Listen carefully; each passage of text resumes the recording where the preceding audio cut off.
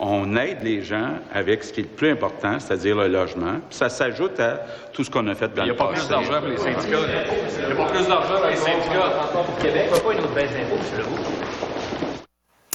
Voilà qui dit tout. On l'attendait, cette mise à jour économique, qui a pris des allures de mini-budget ce matin avec tout ce qui est sur la table. Le ministre Girard n'a pas prononcé le mot en R pour récession, ni le mot en A pour austérité, mais l'exercice annonce des mois à venir difficiles. Voyons comment nos analystes ont reçu ces chiffres. Emmanuel, Mario, Paul, bonsoir à vous trois. Bonsoir, Sophie. Bonsoir. Emmanuel qui est à Québec. Alors, est-ce que le ministre est réaliste, Mario? Il a fait les bons choix dans ses différentes missions. T'en penses quoi? C'est rien de révolutionnaire, mais réaliste, oui, prudent dans l'ensemble. Plusieurs des choses qu'il a, dans ses nouvelles dépenses qu'il a introduites, c'était déjà comme annoncé, des promesses aux villes. Le 900 millions qu'il a obtenu du fédéral pour le logement, mais c'était comme acquis qu'il allait mettre son propre 900 millions. Ça faisait 1,8 milliard, c'est dedans. Quand même, l'indexation, ça c'est intéressant. L'indexation de tous les programmes sociaux et des tables d'impôts, donc pour les gens à faible revenu, pour la classe moyenne, pour aider à faire face à l'inflation. Mais pour le reste, la grosse nouvelle, c'est certain que c'est le ralentissement de l'économie, c'est l'espèce de zéro croissance là, pour toute la fin de l'année 2023. En fait, on est déjà dedans depuis quelques mois. Et il nous dit, attention, là, en embarquant dans l'année 2024 jusqu'à la mi-2024, on n'a pas beaucoup d'optimisme. On est encore dans une période qui est qualifiée de stagnation. Oui. Emmanuel, il est réaliste dans ses prévisions de croissance économique pour l'an prochain, là, parce qu'il a coupé de moitié. Là, on est à 0,7, prévoyait 1,4 au départ. Il y a plusieurs économistes, là, plusieurs banques qui parlent de 0 %.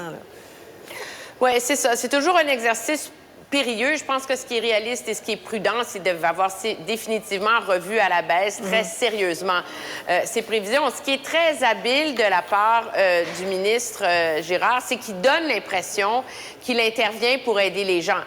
Je veux dire, c'est bien l'indexation, mais entre vous et moi, Sophie, ça fait depuis 2002 qu'on indexe les tables d'impôts, les allocations, tout le reste. On n'a jamais vu un ministre des Finances en faire la manchette d'une mise à jour économique.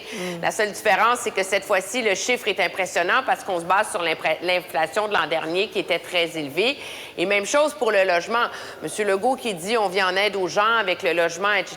Bien, sur le 1,5 milliard de dollars qu'on met sur 5 ans, mais on en dépense seulement 200 millions. C'est seulement à partir de 2025 qu'on va se mettre à vraiment augmenter la cadence pour construire ces logements-là. Donc, je pense que ça illustre cependant le report de ces dépenses-là, à quel point la marge de manœuvre du gouvernement est très, très, très, très mince et à quel point, justement, il ne veut pas prendre de risques. Puis, en vérité, il envoie un signal avec ça de dire, écoutez, là, c'est fini les folies, là, c'est le temps de mettre les deux pieds sur le frein puis de revenir à un rythme de dépenses qui est plus normal. Oui, envoie un signal et des messages pas du tout subliminaux au Front commun et aux syndiqués. Là. Avec un sifflet, c'est la fin de la récréation. À la joute, on en parlait abondamment, c'est la sortie des vallées verdoyantes, terminer cette belle époque. Puis c'est un effort, disons-le, c'est pas une journée qui va marquer l'histoire politique du Québec contemporain, qui va marquer non plus l'histoire des budgets à Québec. Mais cela dit, il y avait de toute évidence, ça fait partie d'une stratégie du gouvernement pour établir bien clairement les paramètres de la négociation. Parce que, venons-y, c'est le cœur, au fond, du débat politique qui nous attend. Sophie, nous avons marqué à la joute ce sondage que Jean-Marc Léger nous a fait, là, on posait la question tout simplement, à ce stade-ci, qui, selon vous, a raison dans le conflit qui s'annonce entre le Front commun et le gouvernement.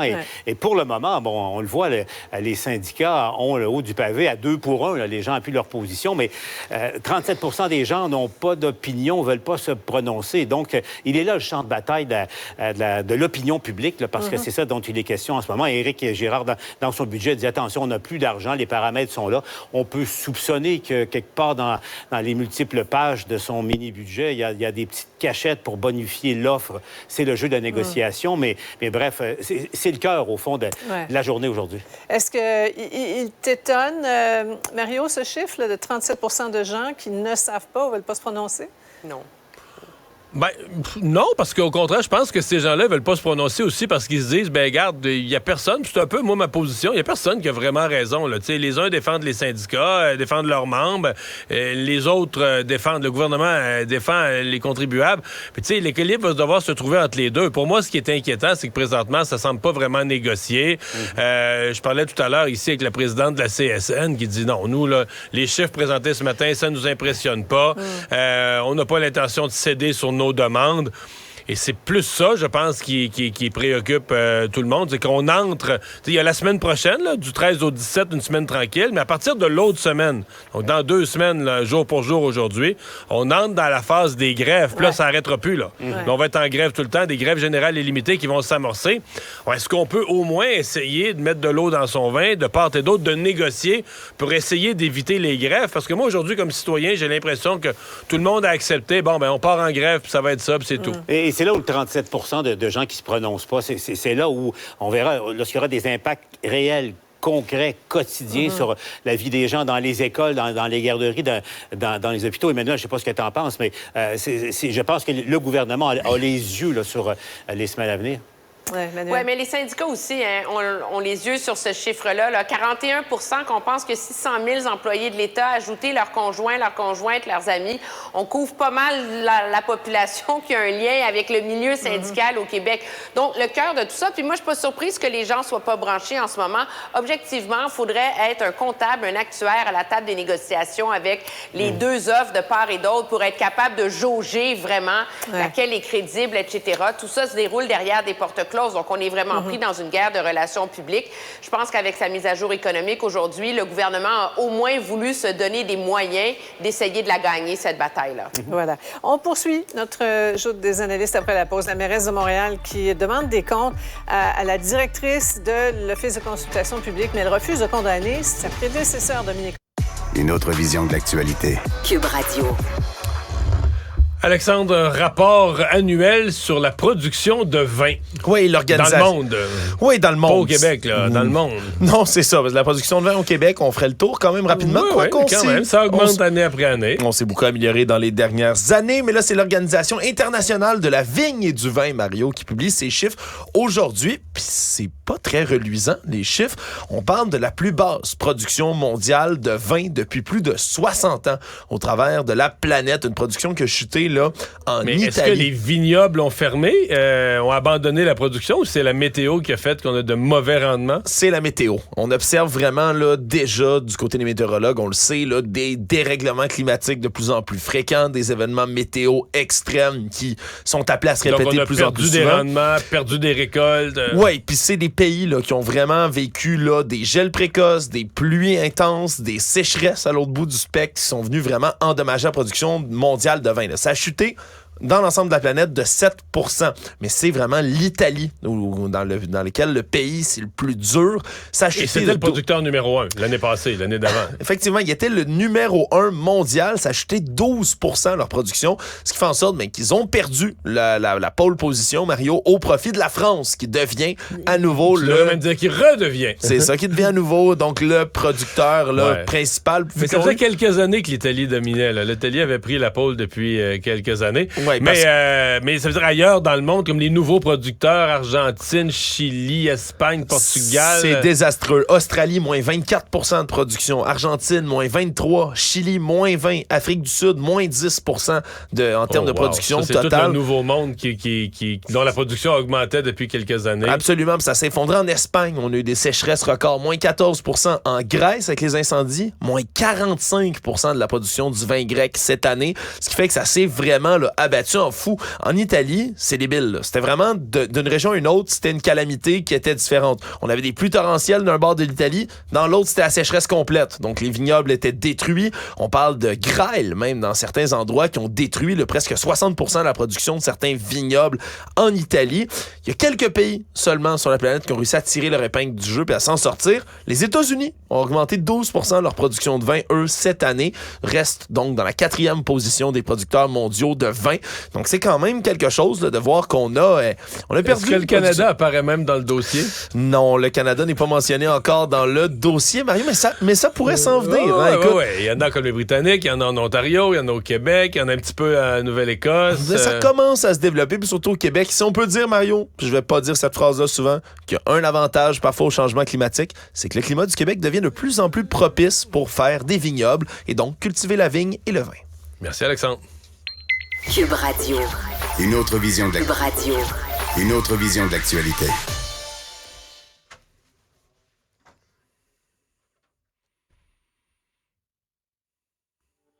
Dominique, elle est debout puis elle fait face à la musique. Elle se défile pas. Il y en a qui sont en voyage, là, mais Dominique, elle aurait pu refuser. Elle n'est plus présidente, vous savez. Ça devrait être la présidente actuelle qui réponde. Mais elle a dit, moi, je veux le faire.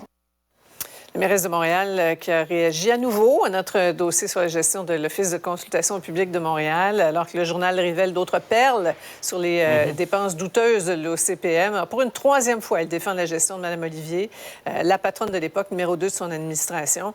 Paul, Mme Plante a plutôt concentré le tir là, sur la direction actuelle, Isabelle Beaulieu. Là. Elle dit que c'est à elle de faire face à la musique. Là. Tu en penses quoi? Parce que Mme Plante marche sur un fil de fer, bien évidemment. Et effectivement, elle tente de garder une distance entre elle et l'organisme en question, tente de mettre la chaleur sur l'actuelle direction. Et c'est vrai que l'actuelle direction, il faut revoir le reportage de Félix Séguin à JE pour comprendre que l'actuelle direction a des comptes à rendre. Mais Mme Olivier aussi, à son époque également. Et ce qui est, pour Valérie Plante, très délicat en ce moment, le budget de la semaine prochaine. C'est pas le genre de la maison de congédier des collaborateurs ou des trucs comme ça. C'est pas le style de Mme Plante. Sauf que je serais curieux de savoir si la question s'est pas posée à un moment ou l'autre. À une semaine du dépôt du budget, c'est probablement difficile. Mais là où ça devient extrêmement hasardeux pour Mme Plante et dangereux pour elle, moi, je posais la question, cette affaire-là, ces révélations sur cet office. Mario, je t'écoutais avec Julie Marcoux cet après-midi. Tu disais, au fond, c'est un budget de 3 millions sur le milliard et quelques du budget municipal. Mais c'est le symbole. Le symbole, au moment où il y a des coupures dans le budget municipal. Moi, je me posais la question, est-ce que cette affaire-là ne va pas devenir à l'administration Plante? Est-ce qu'il n'y a pas un risque que ça devienne pour Mme Plante ce que l'augmentation de 30 du salaire des députés et pour le gouvernement au niveau symbolique dans la négociation actuelle avec le Front commun. Mario, t'en penses quoi? Ben, c'est parce que c'est une position impossible. Paul l'a bien résumé. Tu sais, il y a eu 2 présidentes. Dans la période visée par les enquêtes, il y a eu 2 présidentes. Mme Olivier pendant la plus longue période, puis depuis une couple d'années, c'est Mme Beaulieu. Aujourd'hui, la mairesse dit « Ah, Mme Beaulieu, elle, c'est terrible, il faut qu'elle réponde, ça n'a pas de bon sens. » Puis Mme Olivier, elle, j'y confie le budget de la ville, puis elle va le déposer la semaine prochaine, puis ça va être dur, puis peut-être avoir des augmentations de taxes. Tu sais, tu dis, wow, les deux ont fait la même chose. C'est pas comme s'il y avait eu changement de garde. Là. Les deux sont dans la continuité. C'est 2 amis. C'est Mme Olivier qui a amené l'autre et qui l'a fait nommer pour faire la continuité de la même façon de gérer les dépenses, les voyages. Fait que, tu sais, Mme Plante est dans une position hyper difficile et à mon avis, c'est ça. C'est l'exercice difficile de la présentation du budget qui risque d'en souffrir avec la crédibilité de la porte-parole. C'est ça, Mario souligne, c'est le copinage. Là. C'est l'autre question centrale dans tout ça. Là. Oui, non, mais ça, c'est un peu la cerise sur le sundae, là, cette histoire de copinage, qui sont amis, sont des anciens partenaires d'affaires, ils se font rentrer, l'un, tu rentres, je vais être ma successeur, on va aller en voyage ensemble. Je veux dire, ça, c'est scandaleux. Mais ce qui met Mme Plante dans une position impossible, c'est que c'est pas parce que le comportement de la présidente actuelle est odieux et que son silence est inexcusable que ça excuse la mauvaise gestion et le manque de responsabilité avec les deniers publics de Mme Olivier. D'ailleurs, Mme Plante elle-même dit « Ah, vous savez, maintenant, avec le recul, elle se rend bien compte que ça n'avait pas d'allure comme façon de gérer. » Bien, alors, quelqu'un qui n'avait pas d'allure comme façon de gérer, tu lui condifies les finances de la ville. Je veux dire, je comprends qu'on veut se rendre au budget de la semaine prochaine, là, mais objectivement, cette position-là demeure intenable. Et tant que Mme Plante va défendre Mme Olivier, bien, ça va être un boulet pour elle. On va sûrement y revenir. Je veux vous entendre sur...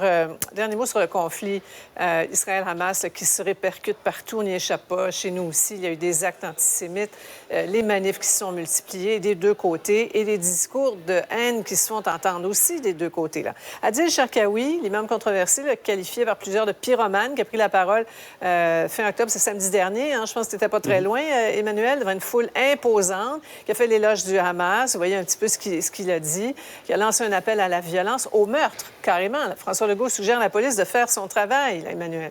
Bien, je pense que la question se pose. La prémisse, M. Bonnardel l'avait bien expliqué lorsque ces manifs ont commencé, que les gens ont le droit de manifester, ont le droit d'exprimer leur rage, leur colère, tout ce qu'ils veulent, mais on ne peut pas franchir la ligne des propos haineux. Extermine-les tous. Ça rentre dans cette catégorie-là. Puis la réalité, c'est que moi, j'ai été surprise quand j'étais au milieu de cette foule-là, vraiment par hasard, de voir la quantité d'affiches, de slogans, de pancartes antisémites qui, par des mots voilés, appuyaient le Hamas, là, avec le fameux slogan de la rivière à la mer, là, genre prenez-les au Jourdain puis mettez-les dans la mer. Ce sont des propos d'une violence sans nom. Puis au Canada, on ne devrait pas tolérer ça, de la même façon qu'on ne peut pas tolérer les propos totalement honteux là, de ce cardiologue de Pierre Boucher. Voilà, on y arrive. Autre malaise, quand on prend connaissance de la publication incendiaire de ce cardiologue de Pierre Boucher, là, qui, lui, souhaite un grand nettoyage dans la bande de Gaza, Paul. Oui, puis il faut nettoyer. Vous le voyez, impossible de distinguer les bons des mauvais. Là. Il parle des êtres humains, des Palestiniens qui vivent à Gaza, et ça vient d'un médecin spécialiste, d'un cardiologue. Il faut pouvoir raser et déterrer le Hamas qui, lâchement, se cache sous terre et il cherche de l'eau à boire et de la nourriture, en parlant des gens qui vivent à Gaza, mais qu'ils aillent dans les tunnels qui ont été aménagés par le Hamas. Écoutez, venant d'un médecin, on comprend que le syndic de l'Ordre des médecins va se pencher là-dessus, mais avouons que ça vient illustrer que chez nous, ici, on n'est pas à l'abri de ces extrêmes qui s'alimentent, qui ont amené Israël et la Palestine là où ils se trouvent en ce moment. Et il y a des répercussions chez nous. Et attention, il faut vraiment, vraiment faire attention. Merci beaucoup à vous trois. On se retrouve demain. Au revoir. Au revoir. Autrement dit...